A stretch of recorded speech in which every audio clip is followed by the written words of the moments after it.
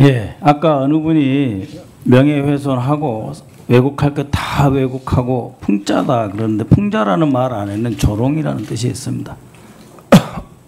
말 자체에 명예훼손이라는 뜻이 들어 있습니다. 불교에서 악설중죄라는 말이 있습니다. 입에서 내뱉는 것으로 남을 속이고 상처 줘서 세상사에 악취를 풍기는 죄인데요. 악설중죄 다음에 따라오는 내자가 또 있습니다. 화탕지옥. 그 정도의 중죄를 졌다라고 불교계에서는 볼 수 있습니다.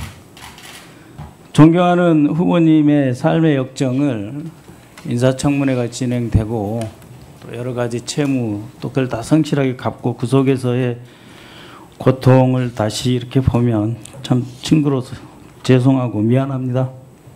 정말 너무 제가 무지했다는 생각도 들고요. 참 죄송합니다.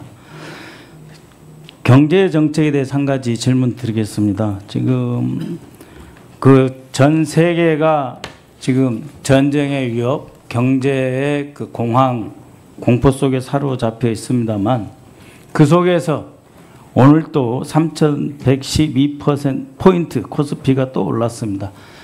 전 세계에서 아마도 상대적으로 가장 안정되고 평화로운 지역이라고 하는 평가가 그 해외 자금이 증시로 유입되는 것을 촉진하지 않나 생각이 드는데요. 걱정이 없는 것은 아닙니다. 금융 장세가 이 실적 장세로 전환될 때까지 시간이 좀 걸리지 않습니까? 그래서 이제 금융 장세에서 자기 자본을 기업이 직접 조달하고 그래서 대출 이자의 압력을 줄이고 투자를 늘려서 매출도 늘리고 그게 일자리로 이어지는 이런 선순환이 되는 것.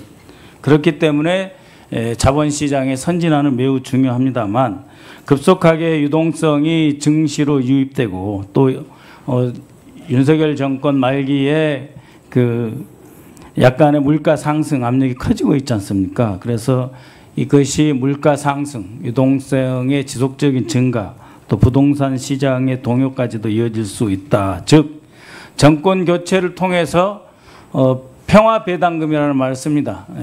코리아 디스카운트, 한국이 안보상 위협 때문에 늘 저평가되던 것이 극적으로 오히려 코리아 프리미엄으로 바뀌는 이런 현상, 그것을 이제 평화 배당금, 피스 디비던드라는 말도 쓰고 하는데 그렇게 그 급속하게 느는 유동성으로 인해서 정부의 증시가 활성화되는 건 좋은데 정부의 경제 정책을 서서히 조율하고 방향을 전환하는 데는 또 압력으로 작용하는 측면이 있거든요. 그래서 좀 그 각별하게 어제도 말씀하셨지만 물가 잡기 그리고 그 물가가 올라가면은 가장 먼저 피해를 볼 수 있는 그 저소득층에 대한 생활 안정화 이것을 위한 그 새로운 그 지원금 민생 지원금을 주되 이것이 유동성의 확장이 아니라 실물 경제를 오히려 튼튼하게 하는 그런 전환의 계기로 삼으면서 우리 경제가 재활성화되고 선진국으로 도약되고 국민의 1인당 소득도 올라가는 그런 것으로 이끌어가야 되는데 이론적으로는 간단하지만 실제로 진행하는 것은 정말 고난도의 정책 기술이 필요합니다. 그래서 총리님이 되시면 경제부총리와 긴밀한 협력 그리고 대통령실의 경제수석실 정책실장과의 긴밀한 협력 무엇보다도 대통령님께서 경제에 대한 확고한 지식과 경험이 있으시기 때문에 이러한 협력이 매우 중요할 것이라고 보는데 당장 그 취임을 만약에 하시면 그 최우선순위 경제 최우선순위를 어디다 두실지 한번 질문드립니다. 제가 택시나 대중목욕탕을 이용하는 걸 굉장히 좋아하는데 최근 며칠 사이에서도 거기를 가서 아유 요새 이게 정말 코스피 무섭게 오르더라고 그런 말씀을 들었습니다. 굉장히 좋았습니다. 근데 그러면서도 제가 어제도 말씀드렸지만 사실 착시 현상을 저희가 주의해야 될 상황이 아니겠습니까? 제2의 IMF라고 불릴 만큼 구조적으로는 지금 불안정한 상황이어서 정책이라는 게 특히 경제 정책이 너무 복합적인 다면체여서 이쪽을 기대하고 이쪽을 누르면 이쪽이 나오고 이쪽을 누르면 이쪽이 나오는 그런 성격이어서 저희들이 지금 바라보는 좋은 선량한 측면이 있는 정책적 효과들이 경우에 따라서는 지금 우려하신 어제 우리 이종배 위원장님도 지적하셨고 몇 분이 지적하신 혹시라도 그 물가의 자국으로 가는 것이 아니냐라는 문제를 포함한 여러 측면이 있어서 그 부분들을 굉장히 유념해야 하고 특히나 어제도 말씀드렸지만은 서울시에서 그 오세훈 시장이 토지거래 허가제 문제를 잘못 다루면서 생겨난 부동산에 대한 긴장이 있는 것에 대해서도 저희들이 유념을 하고 있습니다.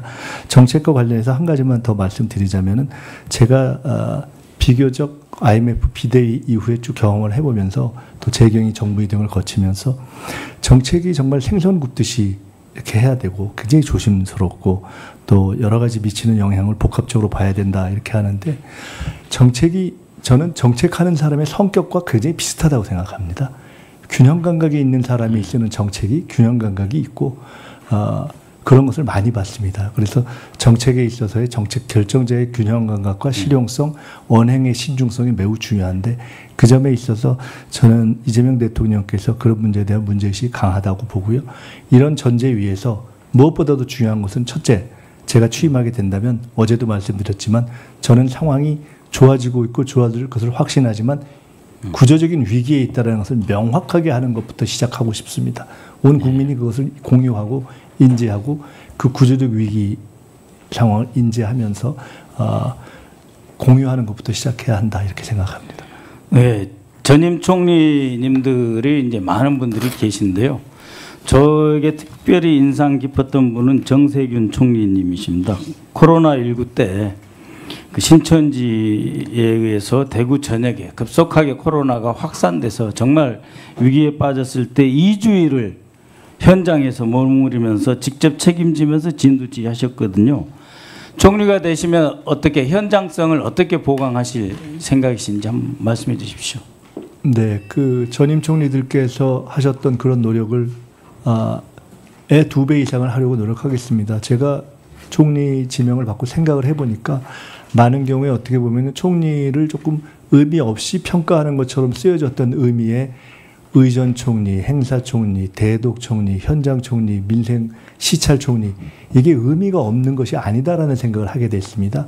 대통령이 직접 못 가는 현장, 그런 행사 이런 곳에 가서 국민들과 함께하고 또는 행사의 성실을 다하고 하는 것이 매우 중요한 것이다라는 생각을 하게 됐고 특히나 재난 현장이 발생했을 때에는 저는 담당자들에게 피해를 안 주는 법에 한해서 최대한도로 밀착적인 행정을 하겠습니다. 대통령님하고 워낙 돈독하시니까 국민과 현장에 또 가까워진 총리가 네, 박선우 의원님 수고하셨습니다. 다음은 존경하는 한정혜 의원님 질의해 주시기 바랍니다.